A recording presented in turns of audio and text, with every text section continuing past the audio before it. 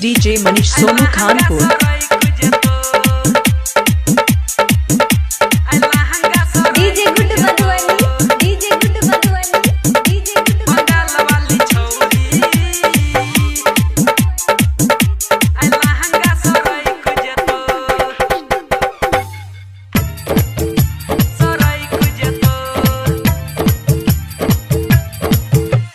Presented by DD Production House, Sakri।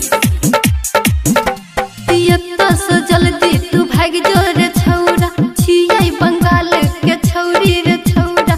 एत्ता से जल्दी तू भाग जो रे छौरा, छियै बंगाल के छौरी रे छौरा। छुबते ही हाथ झरक जतो बंगाल वाली छौरी आई लहंगा सराय कुजतो। बंगाल वाली छौरी आई लहंगा सराय कुजतो। पियत्ता से जल्दी तू भाग जो रे छौरा, छियै बंगाल के छौरी रे छौरा। एत्ता से जल्दी तू भाग जो रे छौरा, छियै बंगाल के छौरी रे छौरा। छुबते ही हाथ झरक जतो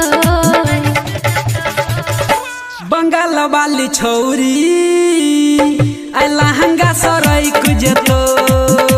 बंगाल वाली छौरी आई लहंगा सराय कुजतो। आई लहंगा सराय कुजतो। आई लहंगा सराय कुजतो। DJ good Madhubani, DJ good Bengal वाली छौरी आई लहंगा सराय कुजतो। सराय कुजतो।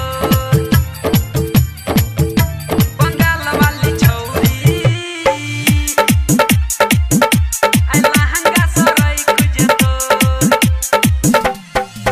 अभी छ तू बच्चा रे छौरा, उड़ जेतौ होश रे।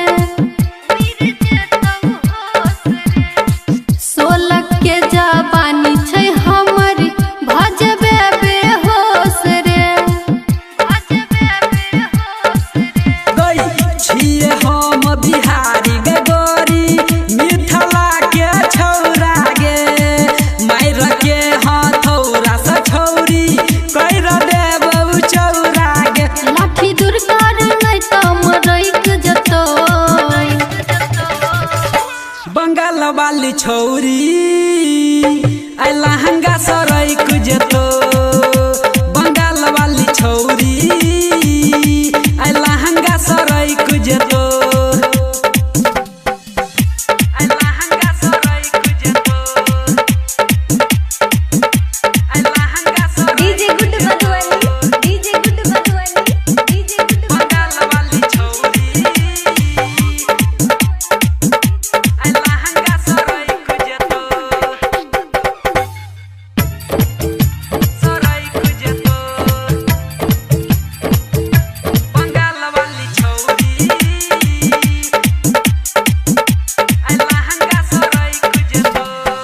झूठा हु के हमरा किया करे छै परेशान रे। पीछा तू हमर छोड़ दे बाबू, निकल जेतौ जान रे। गई पड़तवाई तोरा छौरी हमरा सपा लागे। छिए हम सुरेश बरसमिया तोर देबौ लागे। ज्यादा बोलबे तो चुरकी पकड़ लेबो बंगाल वाली छौरी आई लहंगा सराय कुजतो। बंगाल वाली छौरी आई लहंगा सराय कुजतो। DJ Manish Khanpur Bazaar Block Road।